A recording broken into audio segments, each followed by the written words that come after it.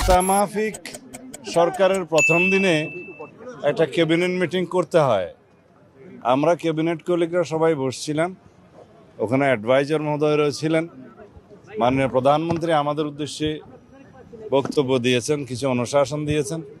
এবং প্রথমত যেটা হয় যে গভর্নমেন্টের ফার্স্ট 100 ডেজে কী কী প্রায়োরিটি আছে সেটা নির্ধারণ করতে হবে।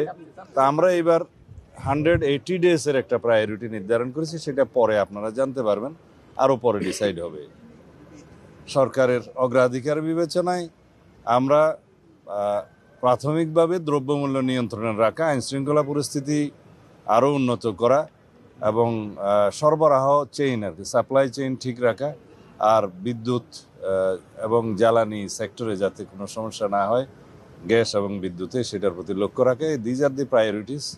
আর অন্যান্য যেগুলো বিস্তারিত আলোচনা সেটা অফিসিয়াল ব্যাপার। আর এরপরে বাংলাদেশ সরকারের সকল সচিবদের সাথে যেটা মিটিং হয় সেটাও প্রথামাফিক। তিনি সেক্রেটারিদের উদ্দেশ্যে অ্যাড্রেস করেছেন।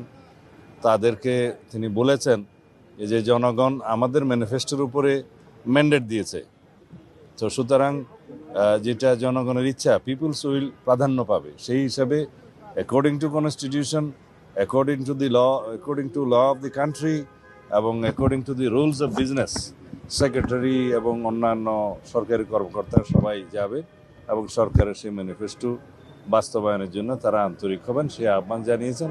এবং সবাইকে আমরা বলেছি যে কে কার কি অ্যাফিলিয়েশন আছে সেটা আমরা দেখব না, আমরা মেরিট ভিত্তিতে সবাইকে যাচাই করব।